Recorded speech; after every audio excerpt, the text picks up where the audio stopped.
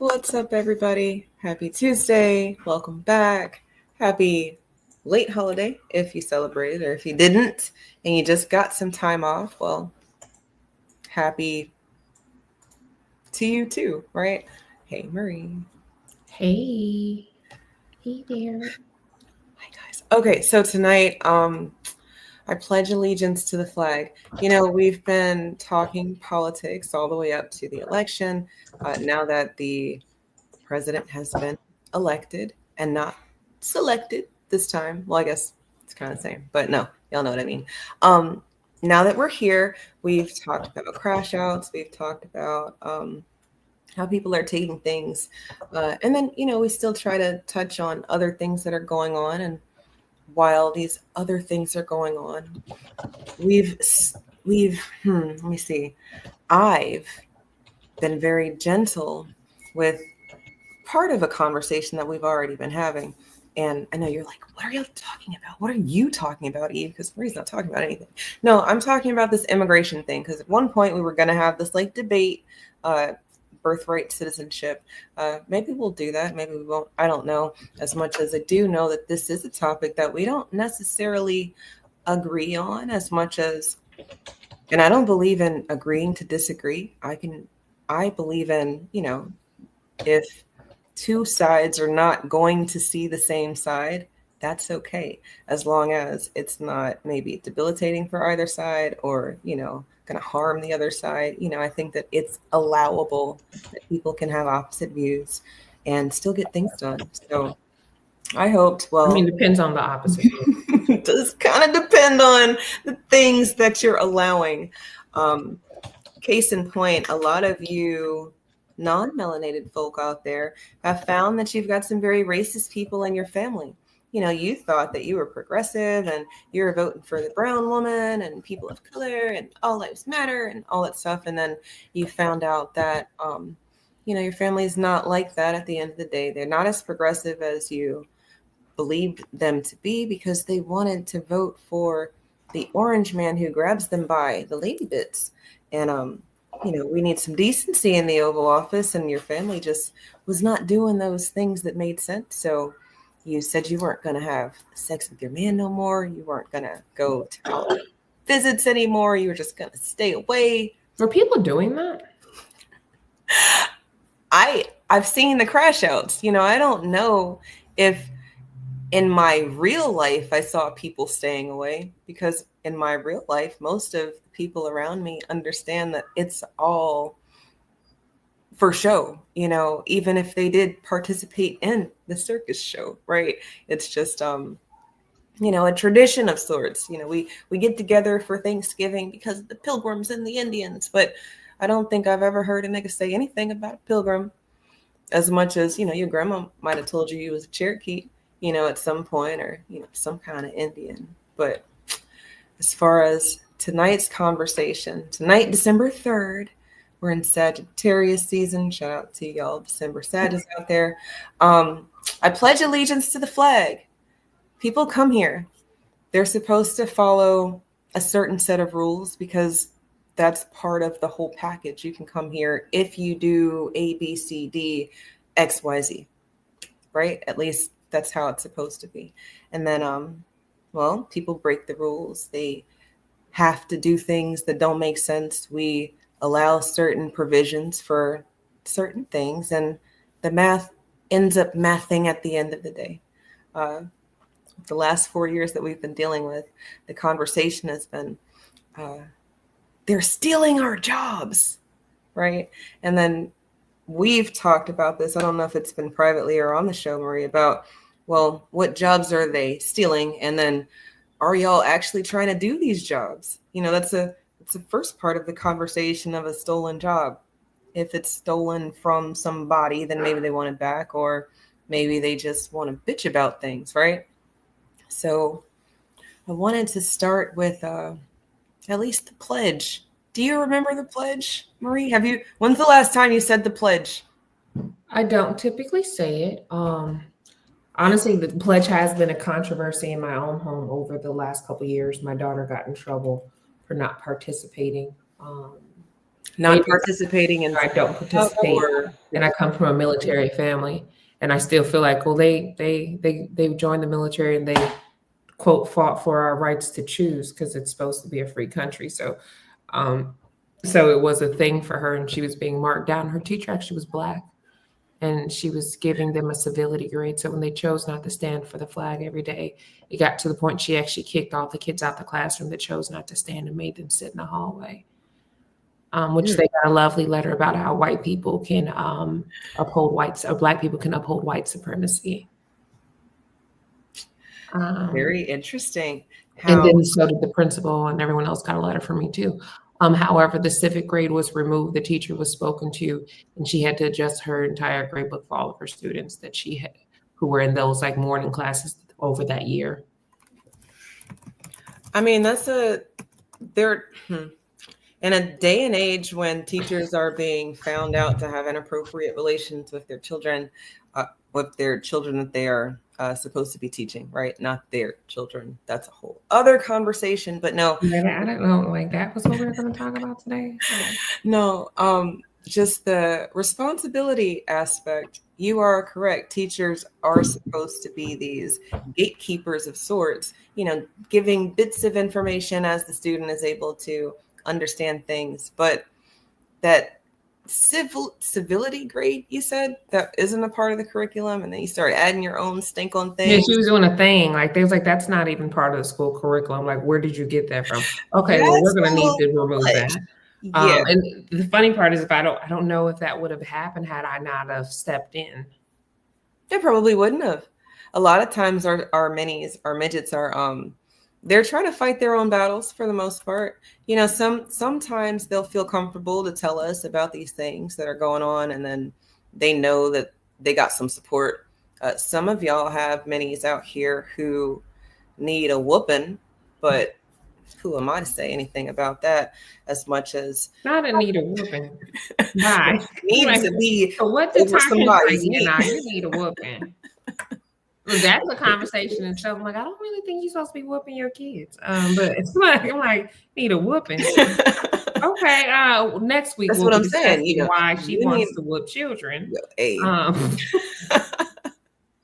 No, some of y'all have done the most to breed a generation of little people who ask a lot of questions that they don't really understand the implications of. And it's because you didn't really give them the proper foundation. I like that you've been pretty honest with your daughters about things, at least, what you've been saying. And all of that has been mathing up to me and maybe to the people that know you. So your daughter knowing that she could call mom or dad or home and say, they singling me out over here, and you told me to stand up for myself, and I did, and now I'm about to get a D or a F, or I get kicked. That's her fighting her own battle, and then she said, "No, I need some big guns." And that's the ironic part, though. I would think as a teacher, if anything, my objective is to dive into or explore why you feel the way you feel, not only for you, but for your peers. So we can also understand that there are going to be different perspectives.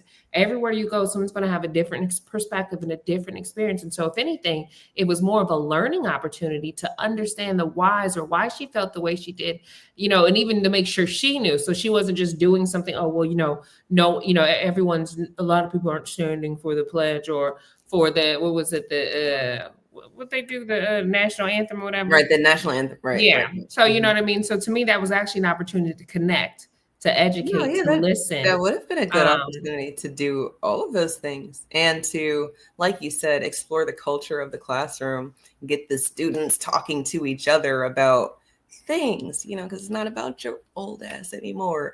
So, we got to know when to get out the way. And, sometimes people need to be moved out the way.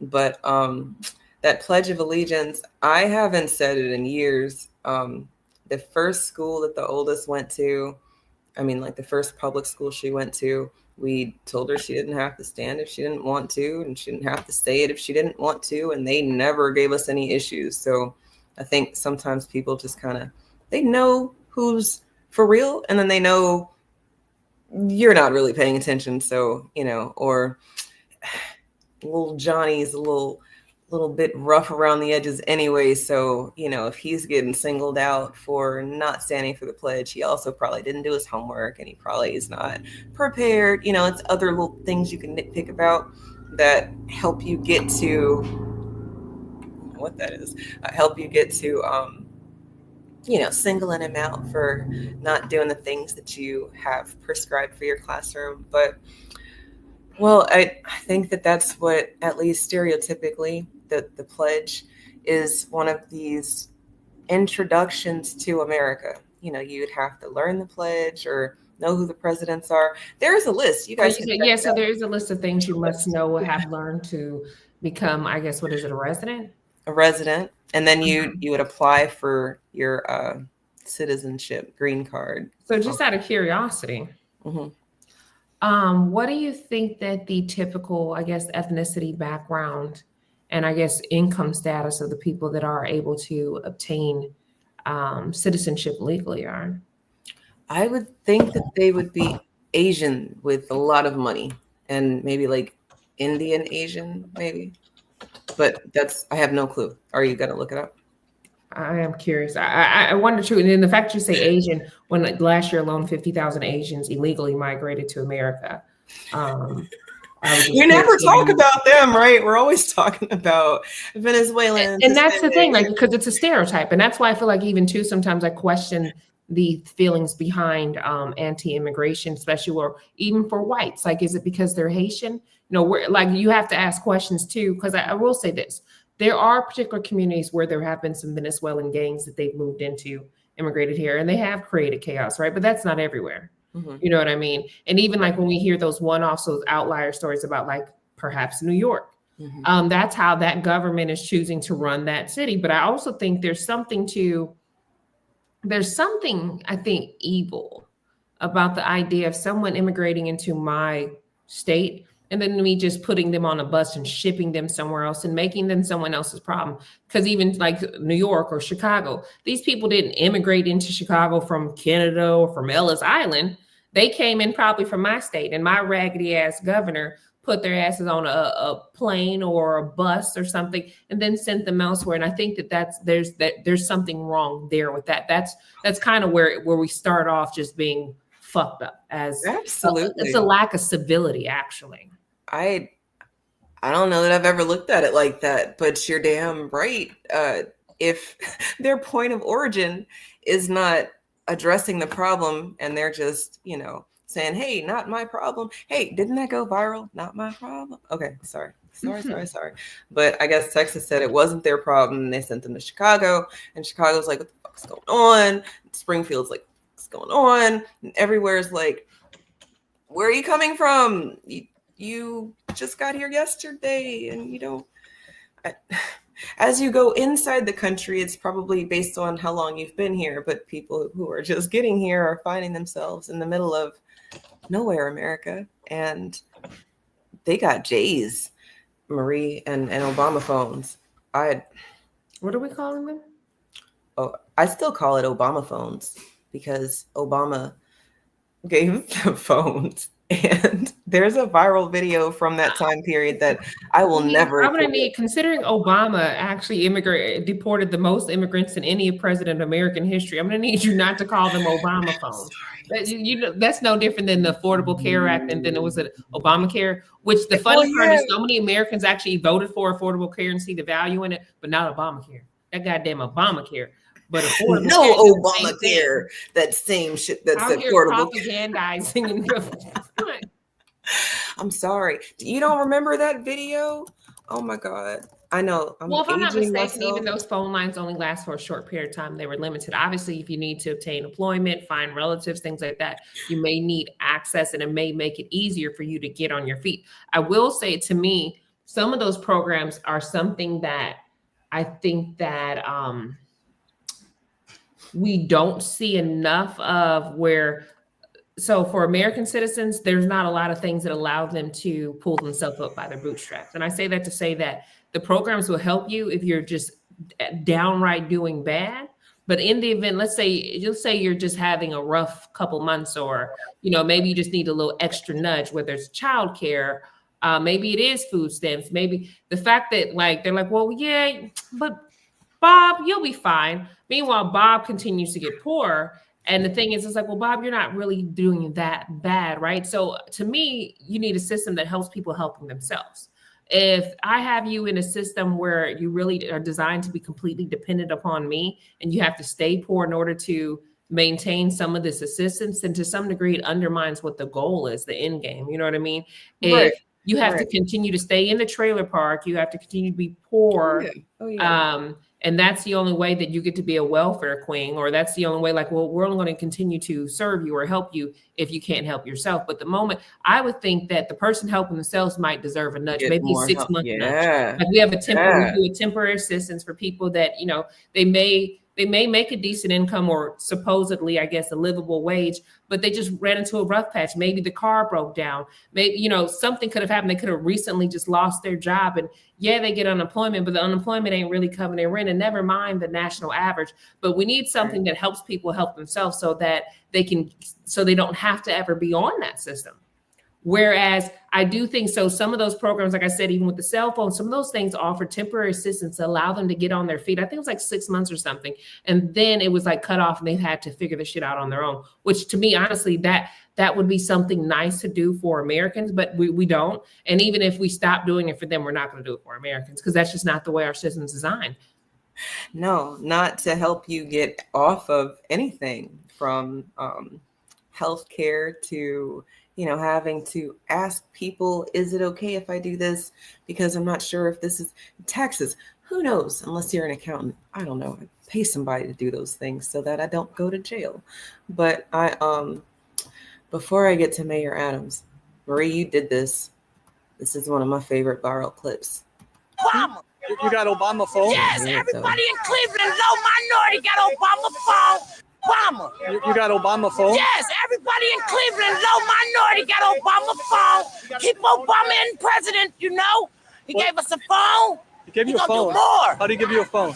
You sign up if you on food stamps, you on Social Security, you got low income, you disability. I have a question. Okay, what's wrong with Romney again? Romney, he sucks. Hey!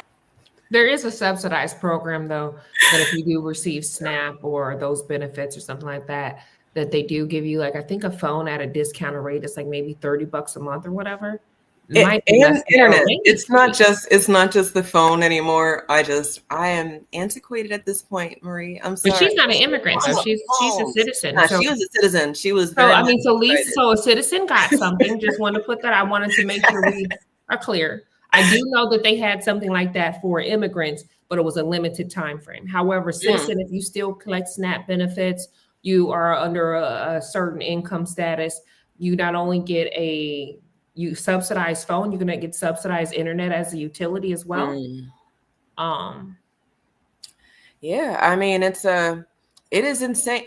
And you can be a citizen to get that. Let me put that out there too. But I'm assuming again you'd have to be poor to reach that subsidy while someone else is paying $100. Like I'm paying $150 a month for fucking internet service, and I'm lying, I'm over exaggerating. It was $138. Sorry, after for just internet fee, is it be $150? God damn it! I'm sorry.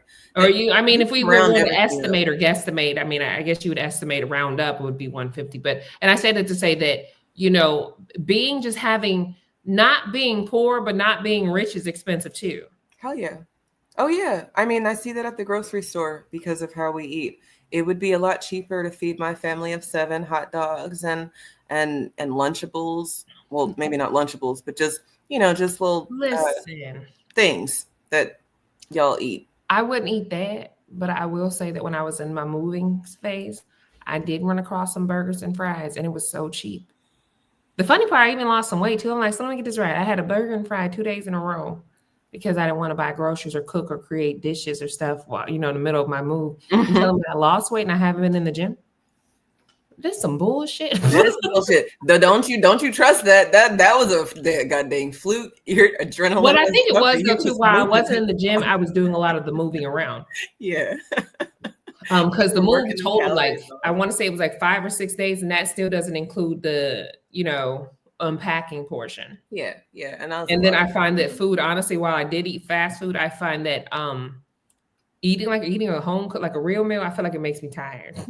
I'm like, well, now we're not doing shit. So it's kind of like, let me just eat this little burger and fry, be unsatisfied, and discuss it with myself simultaneously, and then go back to packing this shit up. That is funny. And interesting, because I've seen some receipts people post about, you know, these fast food places, and I wouldn't spend that much money at McDonald's or any of, I mean, I do spend for Chick-fil-A fries when I'm having a hankering for some fries at a very fast pace, or like Five Guys. I'll stand in the Five Guys line. I like Five Guys. I'm also a Shake Shack girl, which do we have Shake Shack here? Girl, we have Shake Shack here? To me just makes Chick-fil-A just, it's trash when they have come to the chicken sandwich. But I will say, like, people think Chick-fil-A is expensive. Their chicken sandwich, just the sandwich alone, is like $10. So I could also see why people would opt not to go there for the Yeah. But neither here nor there. I guess let's get some there, Adams. Like, so we don't like digress on different foods that taste good that are, you know, fast food.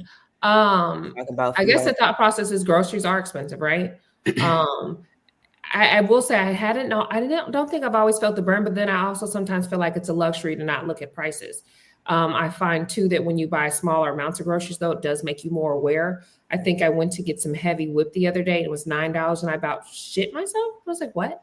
$9? $9?" Now I buy free range eggs, so I've always paid. My eggs have always been expensive, but the heavy whip, I'm like, hey, I'm gonna have to make butter off whatever I don't use from this, because there's no way. Well, I'm saying, yeah, because I mean, you got a lot though, right? It was a big thing. I was making a soup, so it was a lot, but I was like, I didn't need it all. So I'm gonna then take the rest of this and then make some buttermilk and some butter. Like, I'm like Betty Crocker down on the damn farm. But being poor is expensive. Even being middle class is expensive. Not being capitalist is expensive. And I'll let you get to your clip that I'm probably not gonna like. Well, thank you, sir.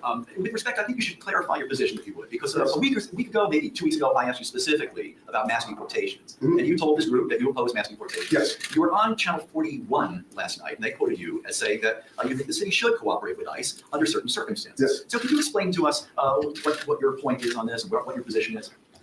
You have Ms. Jones from some countries, been here for 10 years, undocumented, working hard, trying to provide a way, not committing a crime. Or you have Commissioner of my Mayor's Office of Immigrant Affairs, a dreamer, came here across the river with his mother to participate in American Dream, and he now is a commissioner that is in charge of other dreamers.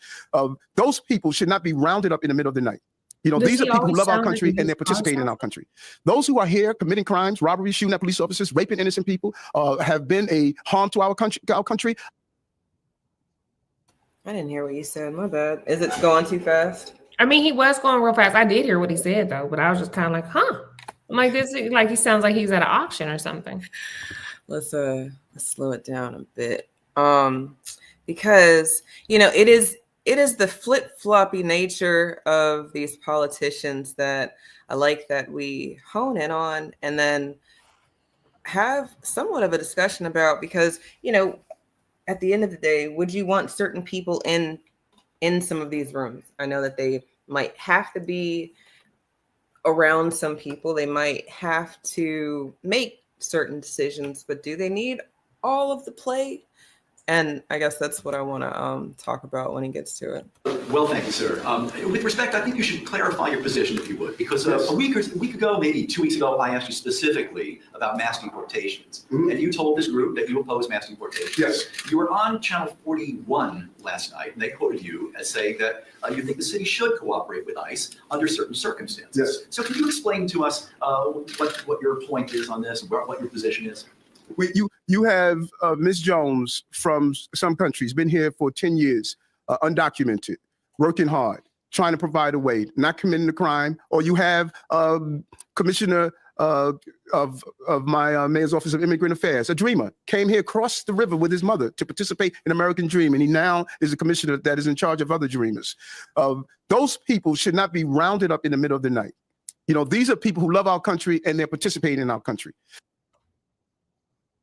Okay, so first thing to me, You get two people that are, I guess, self-admittedly illegals because of life, and then they get to be in positions of power.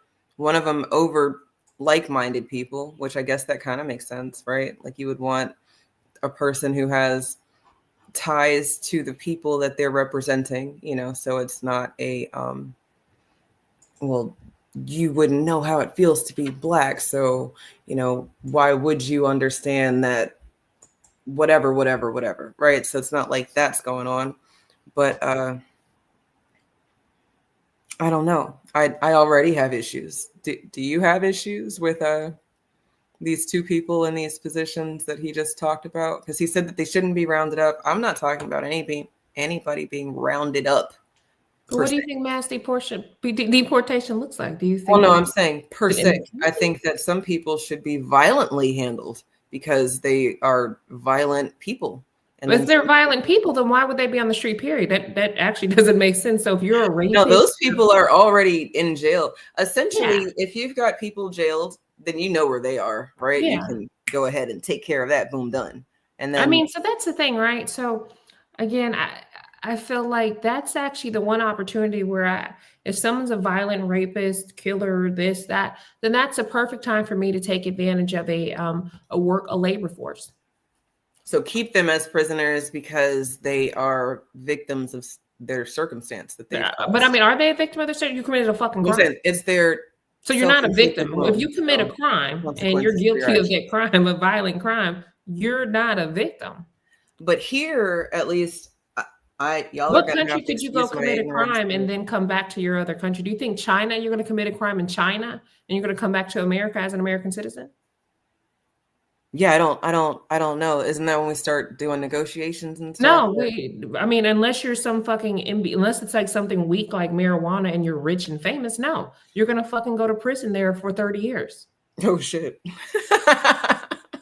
that's why you should. I mean, if you commit a crime, you commit a crime, right? So there's a consequence to come to another country and to commit a crime. There's something kind of off with that in general. And again, I'm not saying that there may not be a circumstance, and there also may be a chance that maybe you're also innocent, right? We're not going to pretend like that doesn't exist because we see people in the judicial system that every day are innocent, and people die in the judicial system without proper representation, without, access to counsel, etc. So we see that all the time too. So we're not going to pretend like that doesn't exist. But I think that it's kind of like focusing on a one-off, because a lot of people here aren't criminals.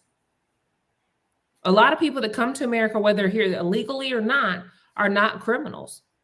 They're people that, they have the same goals and aspirations as a lot of us do in America, even though we know they're far-fetched too simultaneously. And you're talking about the people who didn't do it the way that we have it on paper. Because I don't like the law either, so I got to be careful with how I say these things. Yeah, you might. You're not very. You can come back on Kramer 2E, so we can come back. We'll kick Eric off, and then let's focus. So yeah, you actually aren't a big fan of that. So the audacity of you to be like, but you didn't come here the right way on paper. Like, well, how often do you get the government involved in your business? I would say that the amount of people we don't know that are here that we can see, that's already astounding to me. And then I just don't know that any of our consequences have fit the crime. And then if it is a crime, then it should match. If it's not a crime, that's something else. To me, we're having all sorts of conversations that don't align because the consequences aren't the same for everybody who breaks the law. And that's across the board. I mean, that's always been that way though, right? But I guarantee you the consequences, if you're brown, they may not be the same, but they definitely gonna be harsh. Well, sure. Because again, this is where people are choosing to escape to, seek help from. I mean, I had a friend in high school that she was murdered by a illegal immigrant. They were she was like 19. He was like, I guess supposedly he worked for the maintenance team, and he killed her. Now, and she was a white American. Now, how often does that happen? I'm sure that like, those situations exist, and then he fled the country, right? So those things definitely exist, right? Yeah. But that's not the everyday, you know, me living in Texas, right? So, you know, I live in a state where we run across lots of illegals. And even though we may make it seem like we want you to be here, you know, our government, I'm absolutely certain that we have no problem with you being here illegally. I'm absolutely certain we have no problem with you contributing to Social Security, taxes. I think people really underestimate the amount of money that goes into the system due to undocumented workers. And the thing is, they never pull it out because they're not going to file taxes, because they're not going to do anything that's going to create a red flag or draw attention to themselves. So they're just paying into a system and they're never reaping the benefits of it or getting anything back. Which is why they'd be comfortable sending their resources and wealth that they've gained and acquired back. Like, to me, I've never not understood that part. If you've never fully assimilated or integrated, then your loyalties would probably be somewhere else. And the more stories I read, people do. They send funds home. They send it back to where they want to be. Is there something wrong here with to get that? the money? Because No. And that's what I'm saying. I've got zero issues there, but we're having all sorts of conversations because some people are here because they've been displaced. America's all over the world fucking shit up. That I can't say that doesn't happen. So yeah, that's one group of people. You got other groups of people here who are saying, there's jobs and I will do anything, because here on this dirt road where I had to dig a hole and take a poop in, you know, Trump is mean, right? But he's not lying a lot of these times. He exaggerates. They're not all shitholes. But if you had to dig a hole and take a dump, or if you come from a place that doesn't routinely have running water, that might be a place that needs some help. Maybe America has their hands in why it looks like that. Maybe it doesn't. I don't know. I'm just saying. Maybe it doesn't. Like, no, that would be that's too polite. I'm just saying that, yes, there are going to be some levels, but my main concern with priorities have been, you know, the people that they've harmed first when they got to be I guess my thing is, where's the data saying that there's a lot of harm being done in comparison to, because even to, like we talked about initially when we were talking about what's the demographics. So let's be honest, due to the border and where we're located, because of the significant amount of probably Hispanics, you know, they actually most of them are being naturalized. So that is the majority. That is the top. Naturalized because they're being born and birth of a person who's... No, when I say naturalized, I mean actually going through the going through the process. Yeah, going through the process, right? Okay, so, but then there's no issues there. But I'm not for me, right? Because I want to just say that to show that they are Hispanic, right? So, but but I'm also saying it's a high number. It's like a high percentage probably because there's so many. It doesn't, you know, something is like, you know, it's like a ratio. Like even if we say, well, you know, the abortion rate for blacks versus white, it's going to look different because we're looking at different numbers of population. So in comparison, that being said, though, I guess my thing is, you have something stating that like them coming here illegally, they're causing, what's the percentage that are causing harm as opposed to that are like stand-up citizens? Because I'll be honest and say that, like, you know, even the other day I was like driving through, right? Where I live, there's a lot of Cubans.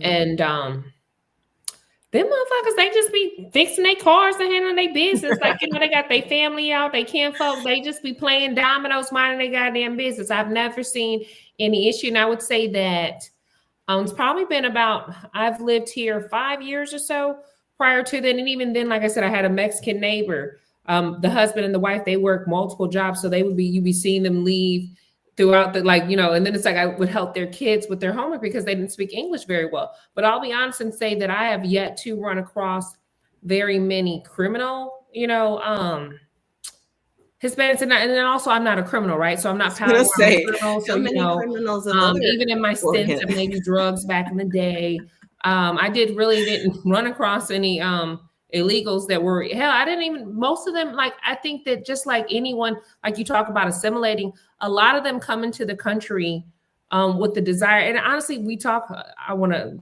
there's two things with that, right? So a lot of them come, they want to keep their head down, they want to get the job done, they're really staying away from drugs, things like that, anything that can make them seem like, you know, I guess they're not stand-up citizens. Right. So to me, do we have any more thing with Eric? Like, we're going back to him. But so to me, they assimilate. So in essence, too, they're not associated with a lot of those kind of things. But then I think maybe touching on the topic of assimilation, because I think that people always have a lot of negative shit to say about that. They even do it to Africans or you know, because they want to be white. But the funny part is, it'd be black folks always wonder what white folks gonna say. Everyone wants to assimilate. Everyone wants to be a part of the said group. And if in the event that if you hate capitalists, there's plenty of people that are like, well, how about black capitalism? How about black supremacy? So it's not even, so the catch is, it's like, we talk shit about these other groups of people and we say, oh, because they just want to be white. But there's so many niggas that want to be white too. Oh, yeah. A lot of middle class, moderate blacks want to be white. They want to be accepted. They want to be received. They want to be in the circles. They want to be doing the things, you know, brushing shoulders and elbows with those same people. Absolutely. And then we look at other, and I don't think it's more so.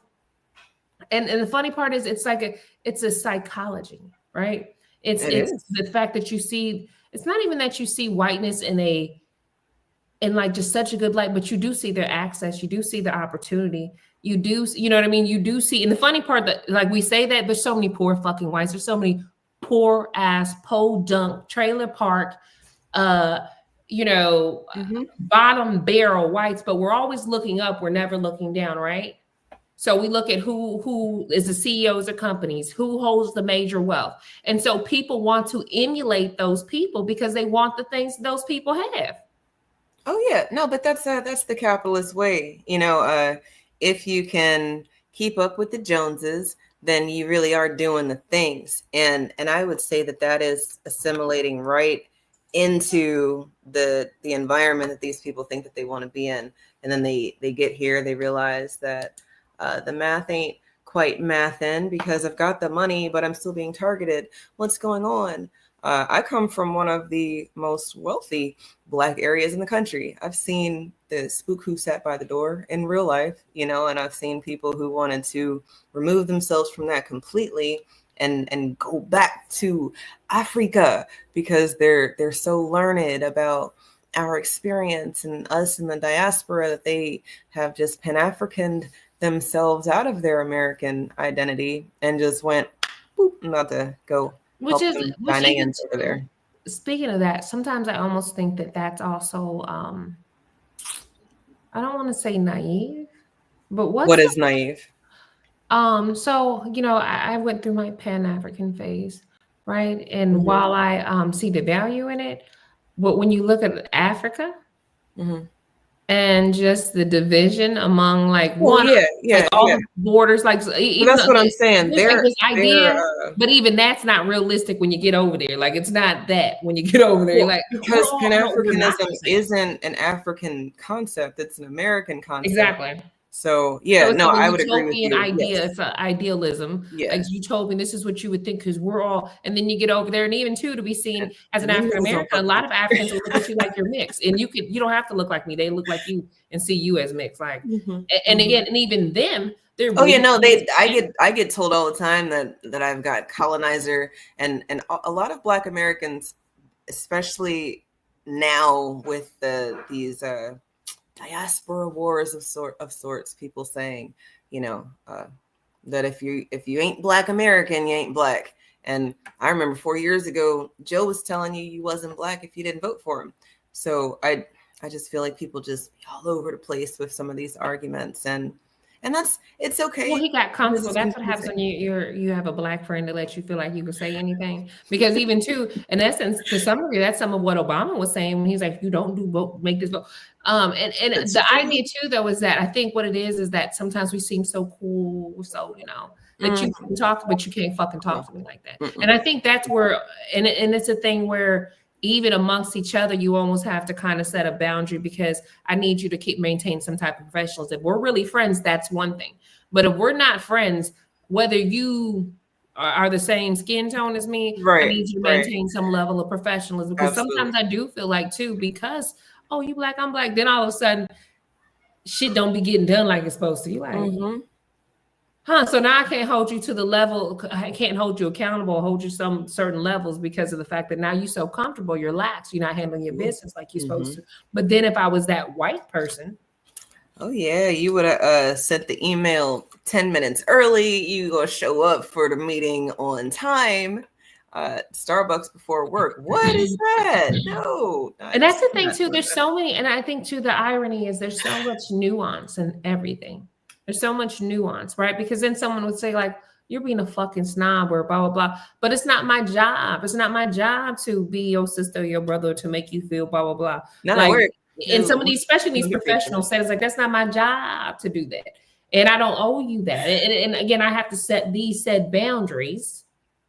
But then but I think then it goes back to now you actually act like a stuck-up white person. I think it was even something where my colleague referred to this black woman. He said that she was English and he kind of felt like she was stuck up. And the funny part is I didn't get that from her. I seemed like she had certain tasks. Like they were a startup biotech company. They got about 9 employees. All she got is time. If I'm just being honest with you, all she has is time. Yes, she's a black woman. Yes, she might. So is she micromanaging? Or so, and it's not even so much micromanaging. She just like again, you're a black woman and you're in charge. And honestly, I don't run across too many black women in the biotech sphere. Okay. You know what I mean? Black people, let alone black women. Right. That being said, she wants to do whatever she does. She wants to do it well. And she wants to get it done. And and she wants to make sure the things that she's in control of are taken care of. And so it's like, she's like, well, Barb. And honestly, I got with her and I didn't really see the problem. Like, okay, she want to make sure that shit just rolled out properly. Okay, maybe the expectation wasn't set properly. Okay, she had a question. She wants an answer. She has a sense of urgency. But 2, sometimes you want to knock some shit out. So you got the answer you need, boom, boom, boom. You know when you're going to get the answer. But it was the automatic assumption because she's black and she's not, she's not giving hood or, that she's not unprofessional. Now she has a stick up her ass because she's professional. But when you were working with that white man or that white woman, you accepted that same persona and didn't have a problem with it. Expectations of, who we have around us and then what we'll do for these people. I think at the bare minimum, people should all be on the same side of things when it comes to the country that they're alleging to, but maybe they're not pledging allegiance. I don't know if there's any of these rules being followed as much as there's a lot of rushing things into play. Like Joe's been on a roll. I don't know if you've seen him on tour, but he's been in Angola. He got lost in the Amazon. We talked about that. I'm so sick of that. All these different things. I'm so sick of that nigga. And I was like, oh, it's not a nigga, Maria. Joe, he said. And I don't even want to accidentally say that because I hate when people like Clinton was black. Because Clinton got his dick sucked. You know how many white men been getting their dick sucked since the beginning of time? And that if we're and also why would we equate bad behavior like that to being black? No, like, he's supposed to be a pimp. But I don't know real black people who said that. I know that that's happened. Oh, but like it exists, girl. I think someone the other day, like it was a couple months ago, someone said that. And the funny part is, I think people negate the fact or forget that, like when Clinton was in office, I was like 10. I was like 10, this, that. Yeah. Like when you look, I don't have the ins and outs. The only thing that I probably remember the most was that drug bill, just because too, I grew up in a home where crack was used. So, the 3 strikes laws, all that come into effect was impactful. My parent did get a felony behind just purchasing drugs because it was crack. Like who wasted $40 to get a felony? Like whatever. Where's his pardon? God dang it. Right. Yet, man. So, exactly right. So I remember that. And then I remember the controversy of the scandal. But I also do remember thinking like, they're making such a big deal about it. But I think what it is the thing about it is it's about trustworthiness. Yeah.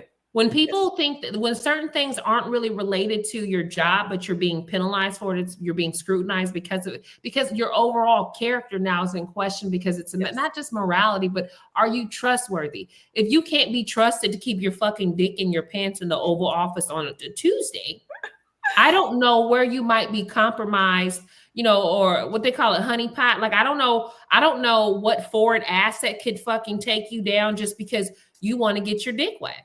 But I will say at that time, at 12, I thought, or 12 or 13, I thought, why are they giving this man but not recognizing that as an adult, certain behaviors just indicate whether you're trustworthy as a whole. And that's why that's problematic. It's not like, what does anything to do with him doing his job? Yeah, but if you can be compromised that easily, and in these kind of places, that is a problem. It is. I mean, my personal memories of Mr. Clinton was he played sex, and he was getting his knob slobbed on, and Hillary was standing by him. That's my biggest memory. She was like, I'll stand by you. She's like, that's my man. He's the like, that's my president, man. y'all. Like, why would I?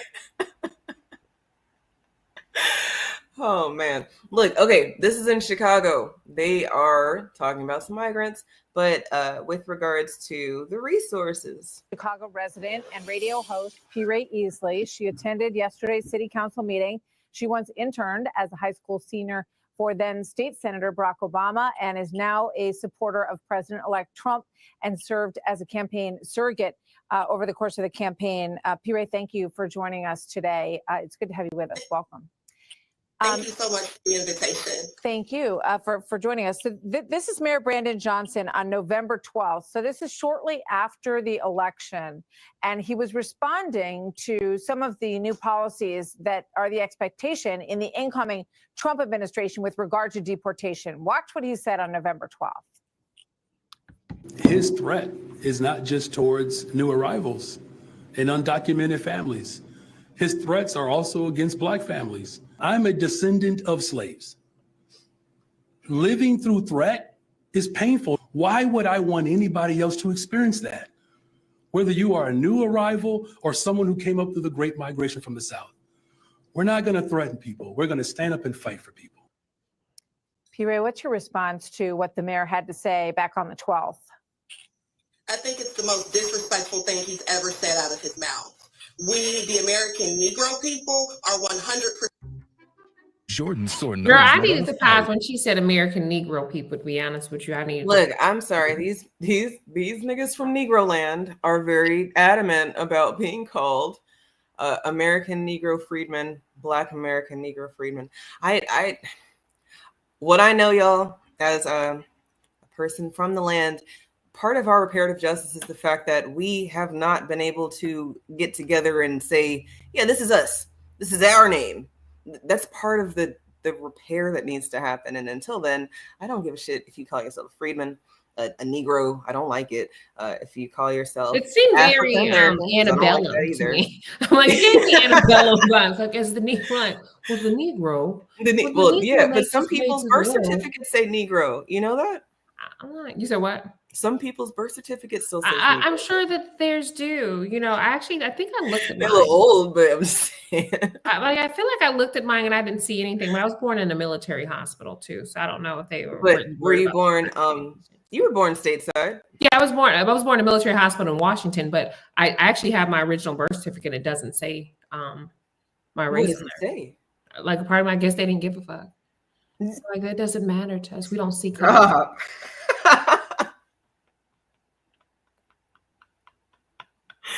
They said, we don't know. We're going to let y'all figure it out later.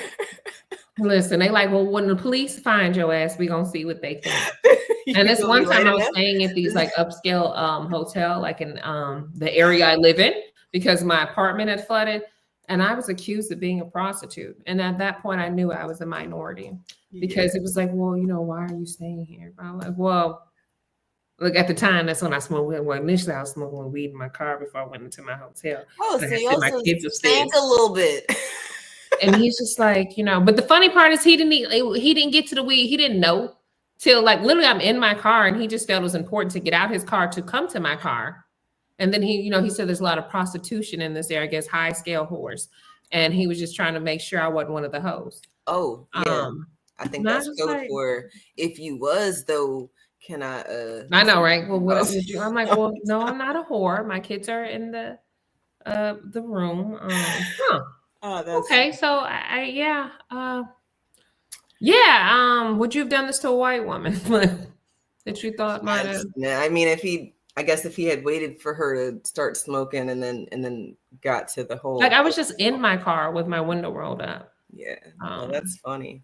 That yeah. is funny. I guess a correction of sorts. Negro on the census is, because it does matter, the delineation and naming aspect. Remember we talked about mulatto one time, and then a lot of people think that is a black and white mixture, and it comes from slavery. And if you mulatto on your records, it's because your grandmama was raped by some slave master, and a lot of that is not true, as much as the word does mean mixture. But it was the first mixture of the Africans and the native people, and then all of them got renamed as Negro. Both on my black side, both of my grandmothers were raped by their owners. And well, not saying that didn't happen. I just mean that it's weird to see it. Light skinned blacks. So it's like one of my grandmothers just called Slave Girl, and then her kids, all their names. Then the other one is Mariah Slave Girl. I was like, oh, they were using Mariah back then. What a nice name. And she too was raped, but then all her kids, then all her children after that, we know all their names. The irony though too is that they seem like they just continue to marry other mulattoes. So I definitely know there's a class system or something going on. There must have been some type of separation. And so they kind of stayed within, they actually didn't get like brown skin or dark skin until probably within the last 40, 50 years.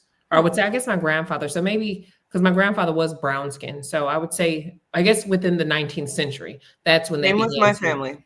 And that's same for a lot of our families. If you do look at the records, you will see black, Negro, mulatto. But I guess I had a great uncle though, because of all the race mixing, that he was able to actually pass.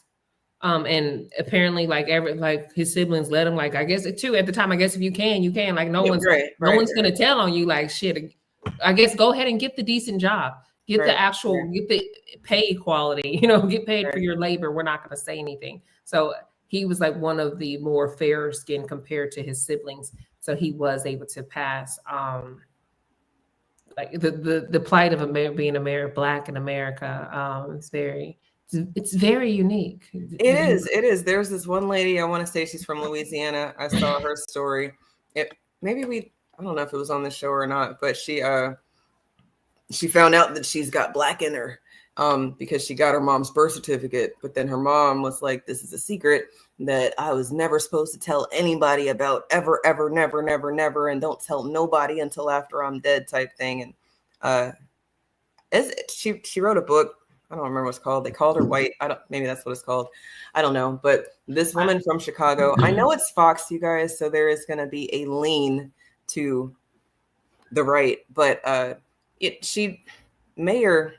Mayor Brandon, people were saying they wanted Lori Lightfoot back after this debacle. I think people just looking for shit to complain about. Like some shit happened like on I think there were some things that happened during 4th of July, and I think he was on vacation. They were mad at him, but I'm like, what the fuck is he, the police? Like, what was he supposed to do? Even, even Ted Cruz, something happened here and everyone was mad at him. Oh yeah, we had that really bad bout of weather and he went to Cancun. I think that like, there's this weird thing when people think that because people have resources and access, they're not supposed to use them. So for me, my thought process was, if we're already on our own grid, unless you can eliminate that, what the fuck would Ted Cruz actually being here during the ice storm? How would that benefit? Would it give you peace of mind to know that he was going through some shit too? And to be honest with you, depending on what area you lived in, you're not impacted by it. I'm gonna be honest. I live in one of those areas that I'm not really impacted by that kind of thing. I live in a primarily like business district, like hipster kind of area where there's so many businesses that it would not be in the interest of the city to not ensure that, their lights were on. But even to the irony is I met this Jewish woman and she said she was at a scene. She lives in like one of those senior like apartment living places. And she said during that time frame, she was without electricity for like 3 or 4 days. And this is a Jewish woman in a predominantly white assisted living center. They had nothing, and my black ass never ran out of electricity. Like I never was part of a rolling blackout or anything. Now, I did pretend like I was, to get a little day off of work that I'm like everybody else off. I want to be off too. And since my office in Boston, I'm like, them niggas ain't gonna know. So,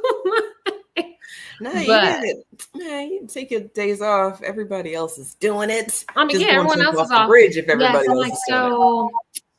My lights are out. It's real crazy here. I'm limited. My phone might die. It's rough out here. You know, you saw it on the news. And then, but you know, so I will say a lot of problems. A lot of problems with the Chicago in general are really not. I really feel like they stem from Mayor Daley, and they all just are inherited issues. Even the fact that, like, you know, I don't know if you've been downtown, but there's a lot of, you pay to park. Well, all the parking was actually like all of those, like the meters and everything, and the payments was sold to a company in Dubai because they needed some money quickly. And so a lot of the revenue that they could actually be getting, they're not even staying here. They're not seeing it. So it was a bad decision that was made. And I think it was even like a significant amount of years too. Like my I could have grandkids and they would still be getting the money. It was a really poor decision. And yeah, so a lot of times too, there's so many like underlying elements where they're underfunded. They don't have money because someone else made a bad decision. Now they're looking to do this, and then they just need someone to blame. They need someone to be mad at. That's what I think a lot of people don't realize comes with leadership, is that you're going to take the blame for a lot of things. And then there's a lot of things you might really be to blame for. I mean, even if we look at, the situation like with the Biden and Harris situation, or, people feel like everything's getting so expensive. I do believe that a lot of that came over from the Trump era. It was like inherited from Trump. But then there was things they could have done that they didn't do. Right. They just let the ball drop. And then, I feel like because of, even with Kamala, because of who a lot of her backers were, she too had to kind of fall back from the idea of really diving into what we can do, because a lot of this stuff is greed. It's not necessarily inflation, it's greed. Absolutely. You can't, but when you need somebody to give you money to your campaign, you can't be going on a witch hunt for their asses, because you need them donations to still lose. That part.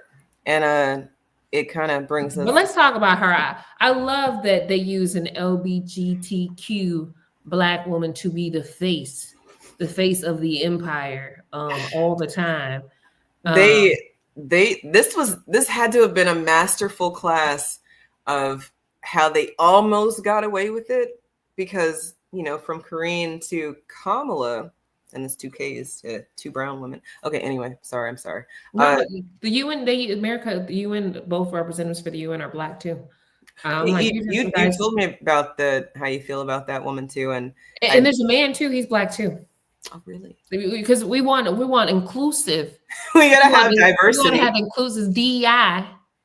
And not to say they're not. They seem very capable at doing the fucking things that they're out doing the empire business. They're very capable. So I'm sure they earned that job. They'll do the things or graves they had to step on to get there. But yeah, they definitely earned it. They will do the things. This is the things. I mean, some slate. To go back to the first question of the briefing, I know you said not a lot has changed since yesterday, and it's a personal matter, but from a presidential perspective, is there any possibility that the president would end up pardoning his son? No. Well, I just said no. And that, ladies and gentlemen, is, a person who will do the things. And she's not American born, right? She's an American by paperwork.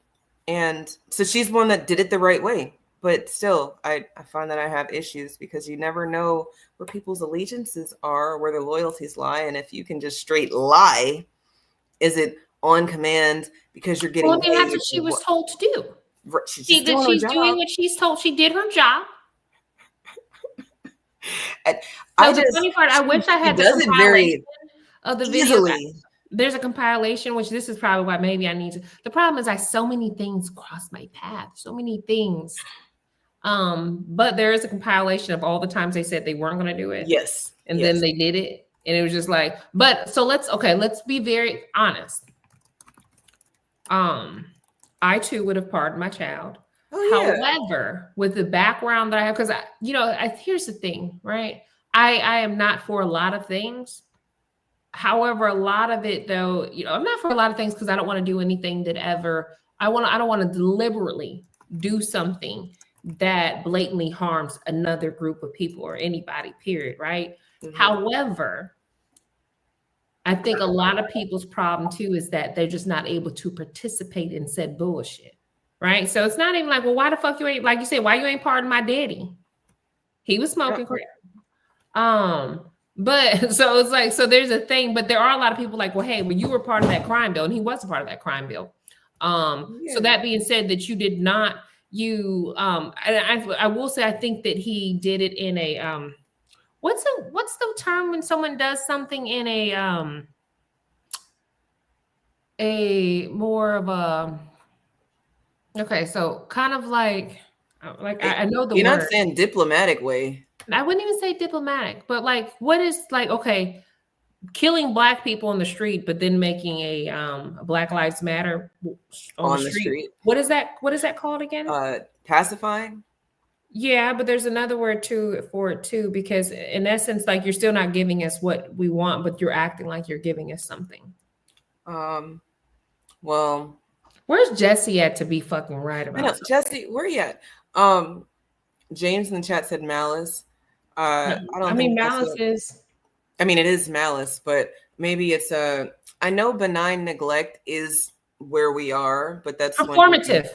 Performative symbols and stuff. Absolutely performative. And so even too, he has acknowledged that's a good one. His role in the crime bill or what happened, or even too, he has acknowledged that, even decriminalizing marijuana crimes and people are still. So again, Democrats do a lot of performative shit. Like, remember when they thought they was in like Wakanda Forever and they was doing their little stance and they had their little bar going and all this shit? Mm-hmm. Yeah, because niggas wanted people in dashikis. But the thing is, y'all don't do a lot of shit. Right. No, y'all don't actually do anything when it matters. Shout out to California dropping the ball on their reparations bill that they worked so hard on for 2 years. But now we're gonna get a priority admission rate. Actually has a reparations bill. That passed, but they are being sued for it. Who? My hometown, Evanston. Oh, they do in Illinois.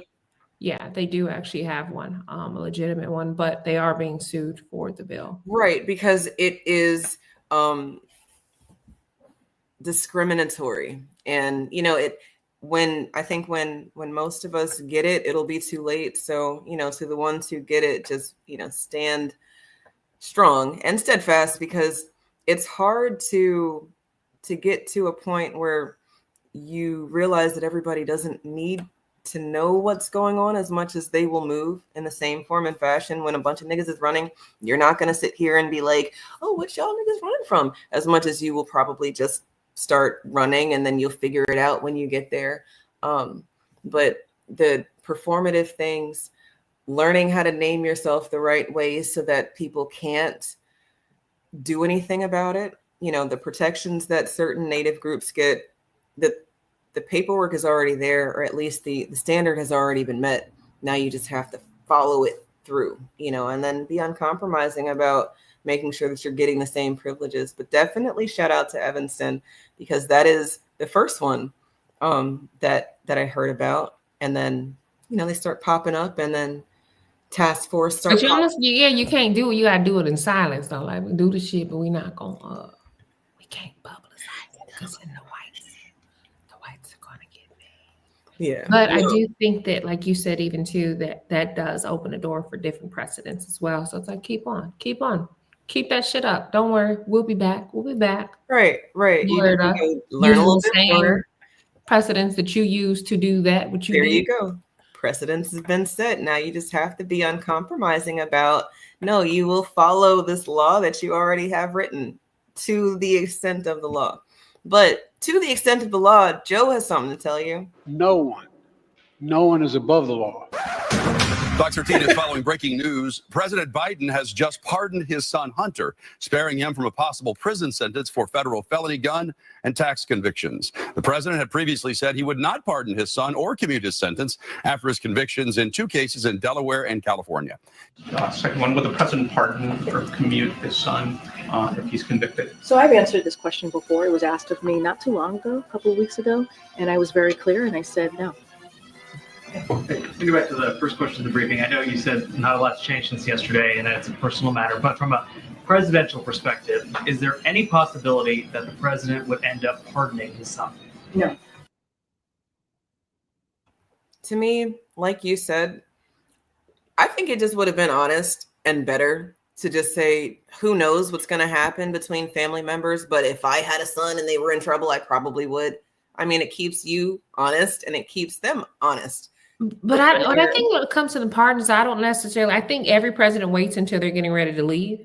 Well, yeah, so you don't piss anybody off. Yeah, even like Obama didn't really do no pardons until his last term. Mm-hmm. So I do think it doesn't surprise me, right? But it's like, you still ain't pardoning people's student loans. I do know a few people who had some wiped away. So let me not pretend like one of my best friends, she went in there and it was gone. I kind of want to take some loans out to be pardoned, but I'm sure that's not how it works.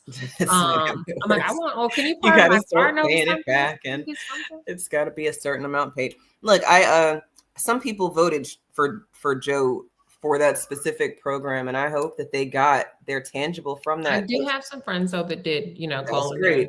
That's how you should vote. You should get something for it. Absolutely, every time. But to me, my biggest issue with how they've been spinning this story is that people have compared this grown ass man with white hair on his balls to like a child. My child, his child. That's a grown man. I mean, it's still but you still your mama child, a grown man or not. But we not about to try to. So what would you do if you were in that predicament? What would you do? Oh, I mean, family first, but it's not about my baby as much as y'all should absolutely understand that family first. As long as she or he didn't murder somebody. I don't know. Cross the line. We got our own family consequences when you start. I could pardon a murder. Mine would be more serial killers where I draw the line, and then sexual assault. Sexual assault on any degree, pedophilia. That's where my line draws. It's got murder. I need to kind of know more of what happens. Sometimes things happen. Sometimes things happen. Might have been a reason. Well, what did they do? Well. Yeah, I would have, it might have been just one, I might have tried to hide the body too, because I didn't want to get caught. Not that I'm a psychopath. Right. But when it happens sometimes, it do sound crazy, like, they did this and that. But I was trying not to get caught. It was never that, yes, it sounds diabolical, but my desire to not go to prison was even stronger. That part, I came to realize I wasn't crazy and I didn't quite mean it. I was remorseful. I'm not a sociopath. We've got things going on, and I didn't do it again. But I didn't do it again. I mean, would I do that again? Maybe. Depends on the situation. But this is what we've been dealing with for the last 4 years. A bunch of the border's secure. The border's not secure. I'm going to secure the border. I feel like that's just what so here's the thing. When everybody ransacked the Capitol. To be honest with you, our politicians have been doing nothing but things that should make you ransack the Capitol. Even with Trump, you didn't even finish your fucking wall. You took a picture next to Obama's wall. Also, Democrat, why do you have a wall? I mean, there's so many variables. What the fuck are you on? Even then it's I had someone tell me, well, you know how I was unthrilled. I was so unimpressed with the whole lethal military thing, right? And because I'm lethal military, while other countries are they're expanding their how the fuck don't we have speed rail? You know what I mean? So you got China, they're expanding their infrastructure. Matter of fact, they're actually building connections, even if it is, it could definitely, there could be, an agenda behind it. But either way, they're expanding into Africa. They're making it easy for Africans throughout the continent to get to and from places. They're doing things that create infrastructure in these places, which, to be honest with you, but we can't even fix our own infrastructure at home. You know what I mean? There's so many reasons to be upset with the current politicians that are in office, from the presidents down to the senators, representatives, etc. And there are valid reasons to want to run up in that motherfucking Capitol. Absolutely. And they've all done something or thing to, even to, for the Supreme Court to then make the president to give him immunity. Like, there's so much, like, how the fuck can how can the commander in chief be above the law? But like, because I'm the commander in chief, it almost reminds you of like when you play, like you're playing a game and like, I'm the king of the castle. No, well, you have my just my rules. So it kind of, it's just weird. But again, too, it just always lacking civility, always doing things that undermine the interest of the common people, the majority of the people. And the irony, too, is that when you speak about this, the people wonder if you're poor, you're doing bad. You must be doing bad. Oh, like, yeah. no, I'm actually not. That's the only reason you should stamps or anything like that. Right, I'm not doing bad at all. But I see that other people are doing bad, and it's unfortunate to see so much homelessness now that I haven't seen before. Right. You know, like, again, I've seen some homeless people, but now it's like, goddamn, what the fuck happened? Like, what? How you look? You want to ask them a question? Like, how you get here? And it's almost, there's so many, I can't even afford to give y'all no change. Like, shit, I done gave my change to the last group of homeless people. I ain't shit. I'm finna be, look, I'm one. You gonna be home. But no, it's not funny. I'm not laughing. But to like look around and see so much backward thinking, so much lack of progression. To me, it's just, even to me, to be honest with you, the whole immigration thing for me, it just takes me back to the Whig Party. It takes me back to anti-Catholicism, Irish people in America. Like, literally, we pick these. So what we do is, the American way is to find a group, to key in on them and be mad at them. They're the reason I'm not getting jobs. They're all of our problems. To be honest with you, the biggest criminals in America are white men, white-born American men. They're the biggest fucking terrorists in America. But you worried about the goddamn, and that's why I'm like, but how many are actually criminals? Because at the end of the day, there's an abundance of natural born citizens here that really, like, if we're gonna say, well, we're gonna banish your ass and deport you, they should probably be the first to go. I don't know. We make them the working class, the working labor force, because they should be able to integrate back into society, and then everybody else got to go home. America needs to take a break from everybody. Who are we making the working class? The racist, terrorist white people, of course. Why would? But here's the thing: I can't change an ideology, right? So if you hold certain views, you may always kind of be the same. You're always going to be a problem. You're going to be a problem in the workplace. You're going to be a problem for the government. You're going to be a problem, right? You're just a problem. Sure. So, but to me, it's like we literally go from when you look at it, you can go from every 50 years or so.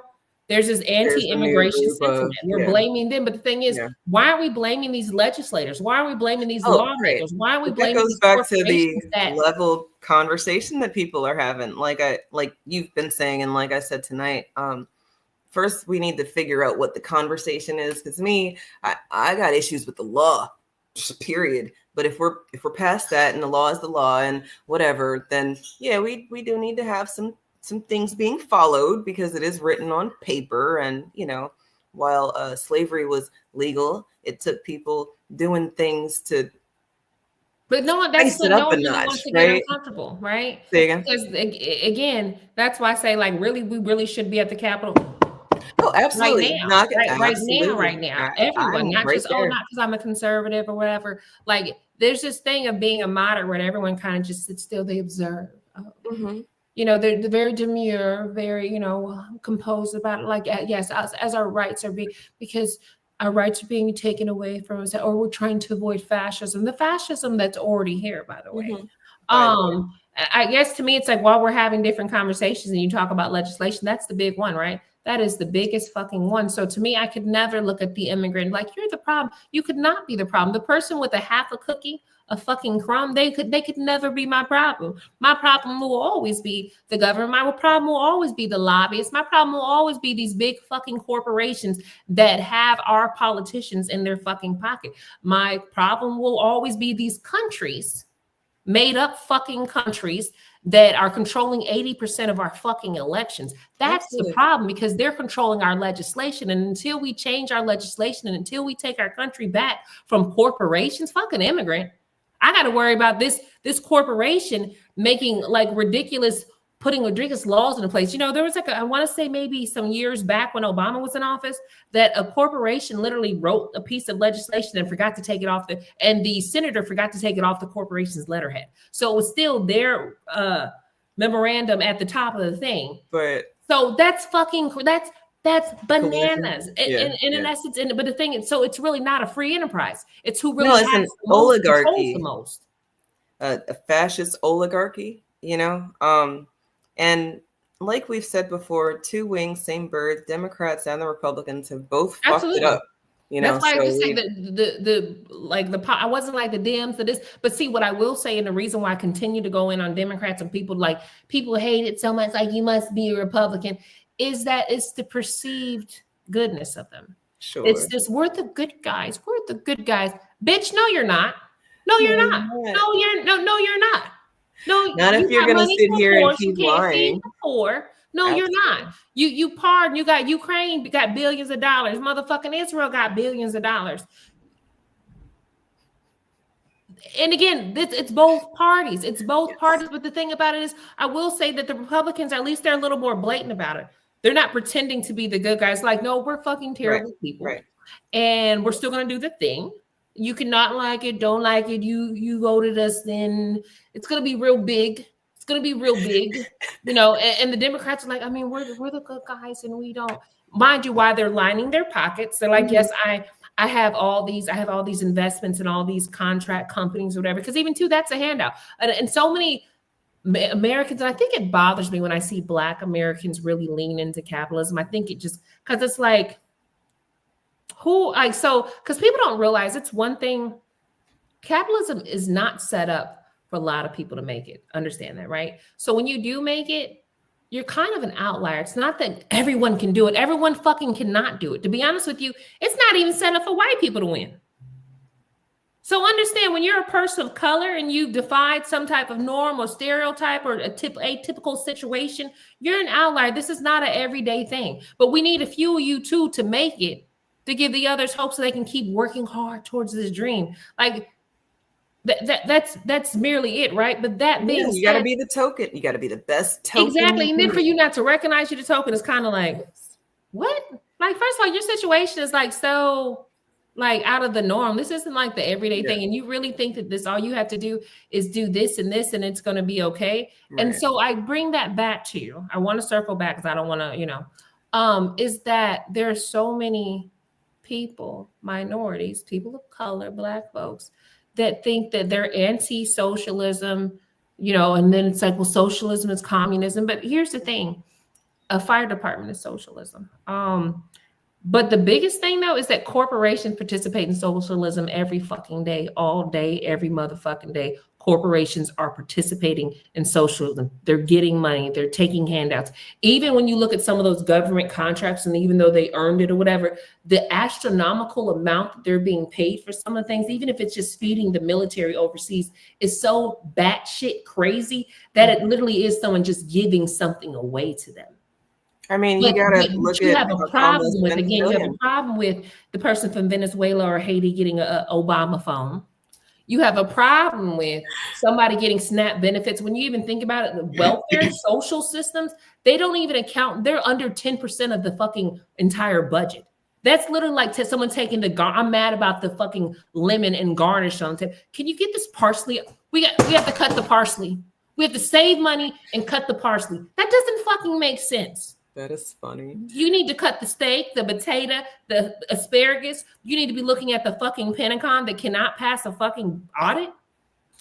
And look, that's why Trump's got Doge coming, but I think that's going to be a whole nother crock of things, having redundancies, the OMB, the Department of Government Efficiency. But you can't have people over shit that like get shit for that shit. That's kind of like when even like people don't know that Biden slipped one past us too, where he had someone working like for the FDA that was it used to be a lobbyist. So when you see a lot of these food things happening, like what is it, the lettuce, the milk, the bird flu, blah blah. A lot of that has to do with the fact that this motherfucker put somebody that's a lobbyist for some of these food companies in position to approve shit. And again, a Democrat. So they, like I said, they be quiet, like they're like quiet killers, which actually makes it It's more like dangerous. date rape, you It's know? like you don't see it coming. Even like when Obama, him deporting all of those people quietly. Mm-hmm.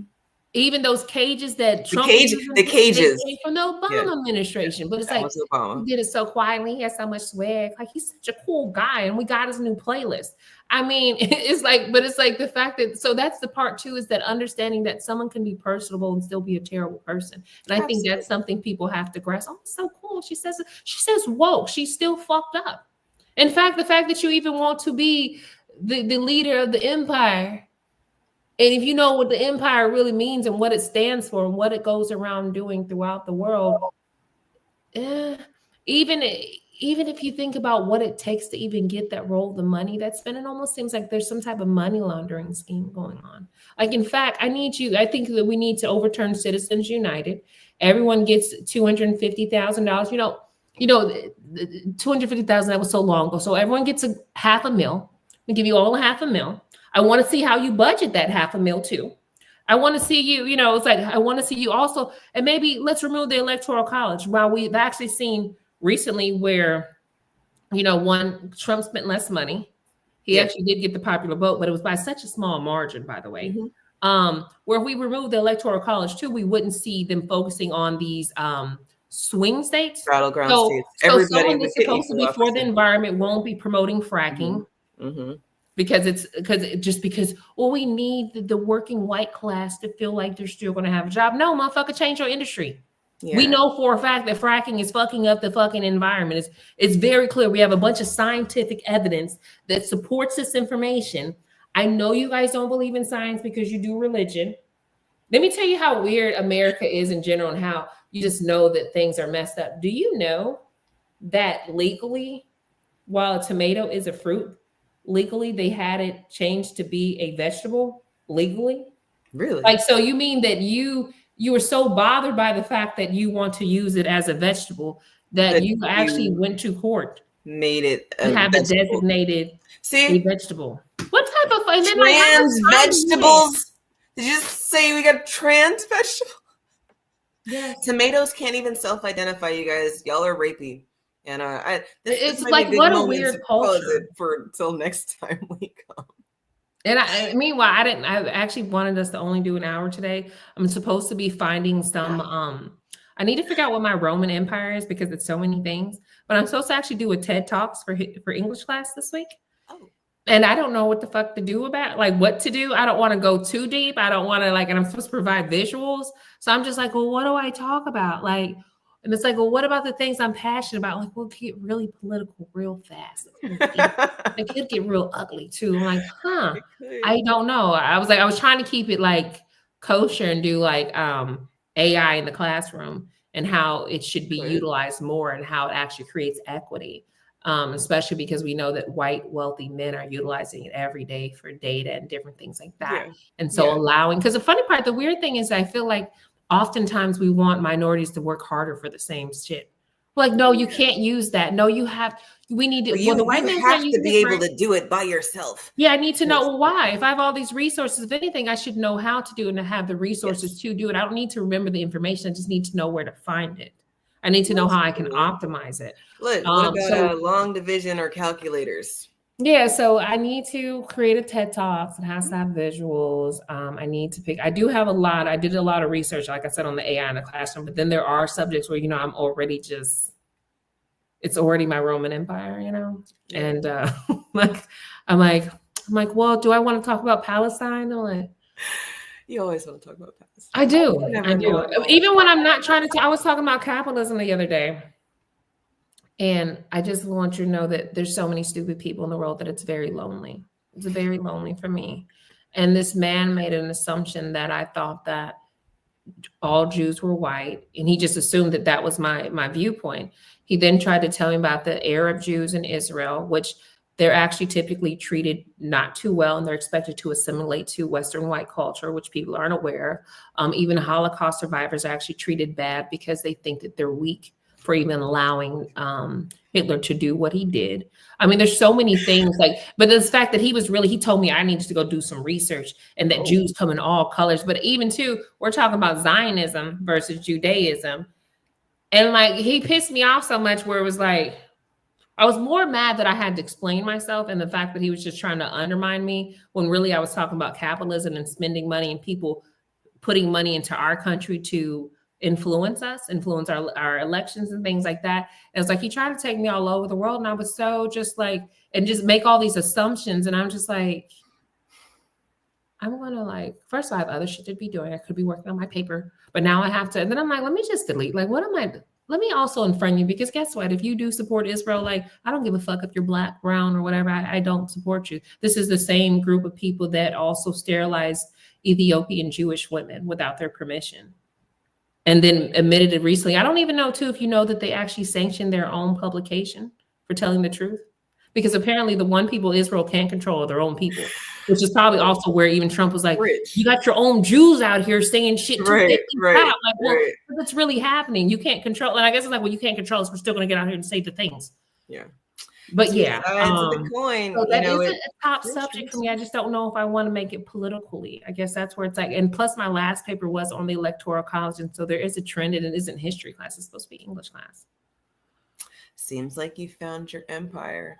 And if y'all haven't found your empire, that's okay. That's the adulting thing that we do every week or so. You know, I hope y'all enjoyed the time off and time with your families. And, you know, whether you pledge allegiance to a flag or to hip hop, like Crates Jr. said earlier in the chat, I hope you're trying to make the math, because without it, well, they say ignorance is bliss, but most of y'all wake up later and it's too late. So, you know, better to just wake up now while it's all uncomfortable and you can do something about these things that you're seeing all around you, or, you know, succumb to it.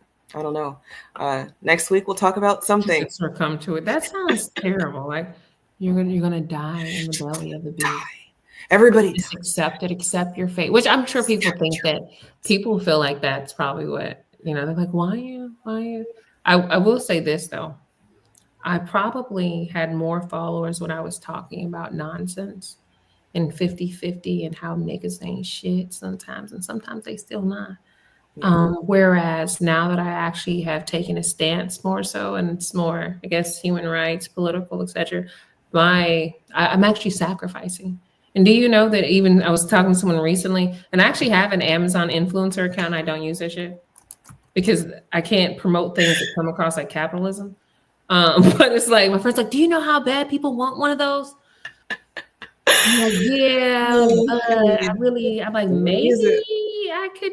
I don't know. I don't feel comfortable. Even if I'm just promoting something I use that comes across very materialistic and capitalist, kind of like, and I don't gotta make that money, honey. But it's like, in essence, it would cheapen my brand, I think. You know what I mean? Like, for me to sit here and talk about the anti-imperialism, anti-capitalism. Hey, go to my Amazon. But buy this Steam mop, y'all, because it do work really well. Look, that's crazy that you said that, because then King Kari said that we so ominous. It's not that it's impending doom. We've just accepted that it's already fucked up, and it will get more fucked up if people don't do anything. You know, absolutely. A lot of times you can't change something you're not addressing. I think even James Baldwin said that. I think that even some of our responsibilities as individuals or even as intellectuals that are in this time period is to have these conversations, is to shed light on these things, is to open people's eyes to things, because going back to ignorance is only bliss because you're unaware. Like, you're just unaware. But once you have that knowledge, I think if anything, it should make you want to do something. It should create action. Hey. Like, even if you have to, but I will say this, I think it was Malcolm X that said that you have to give it to them a little bit at a time. He said, if you put too much information on them, it can overwhelm them, it can make them uncomfortable. You have to give them a little bit and let them sit with it.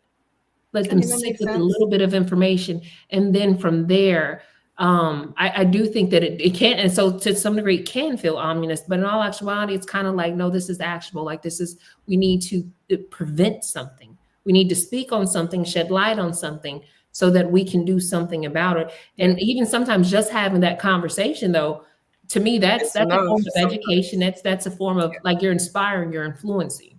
So even if someone's like, well, you're not really doing much, blah, blah, blah. I am. Or even I think recently, I don't know if I told you I was invited to be part of Cop City Yes. to stop that. But it was like with my school schedule, my work schedule, I can't really realistically, it wouldn't be fair to them trying to do that. But then I also know what I'm doing in my career, my objectives to create equality in certain fields. Like everyone got to have a thing. Everyone has a lane. Everyone does something within even a revolution. And it doesn't mean that we're all doing the same thing. Some people aren't on the front line. Some people are behind the scenes. Same thing. Sure, absolutely. Some people are the people bailing people out. When we had those Black Lives Matter movements, I had a decent job. So, during COVID, I still made money. So I was not out there protesting, but I was paying for people. I was bailing people out of jail. And that's like King Kari again. There you go. Levels. There are levels. And, it's when you think something's flat. To me, that's when that might be when things are doomed. But I don't think that things are doomed. I just like to be realistic about the things.